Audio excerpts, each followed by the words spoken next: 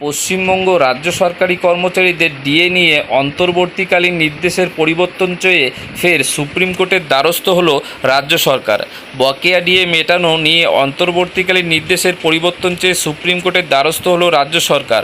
সূত্রের খবর, আদালত যে নির্দেশ দিয়েছে তা কয়েকটি ক্ষেত্রে সুস্পষ্ট ব্যাখ্যা চেয়ে আবেদন করা হয়েছে। তবে একই সঙ্গে দেশের সর্বোচ্চ আদালতের নির্দিষ্ট করে দেওয়া সময়ের মধ্যে বকেয়া ডিএ এবং মহার্ঘ ভাতা দেওয়ার বিষয়েও তোড়জোড় শুরু করেছে নবান্ন।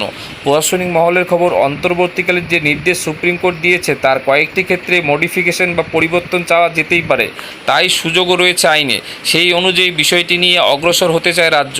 ইতিমধ্যেই সেই আবেদন সুপ্রিম কোর্টে জমা পড়ে গিয়েছে। তবে এখন আদালতে গ্রীষ্মাবকাশ চলায় শুনানি হচ্ছে না।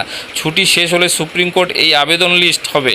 পরবর্তী কী নির্দেশ দেয় আদালত, সেদিকে তাকিয়ে রয়েছে রাজ্য সরকার।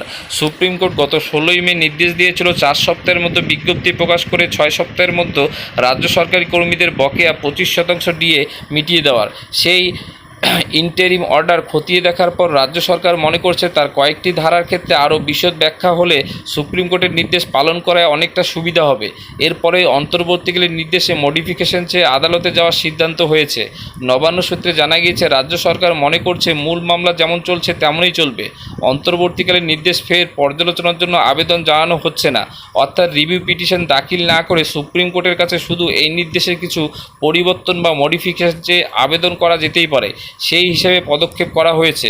কোন ভিত্তিতে কতটা বকেয়ার উপর নির্দিষ্ট কতদিনের বকেয়ার উপর এই 25% হিসাব হবে, এমন একাধিক প্রশ্নের উত্তর পেতেই রাজ্য সরকার সুপ্রিম কোর্টে মডিফিকেশন চাইছে বলে মনে করা হচ্ছে। বিষয়টি নিয়ে প্রশাসনের কেউই মন্তব্য করতে রাজি না হলেও সূত্রের খবর, আইনজীবীদের সঙ্গে দীর্ঘ আলোচনা ও আইনের চুলচেরা বিশ্লেষণের পরে সুপ্রিম কোর্টে আবেদন করা হয়েছে।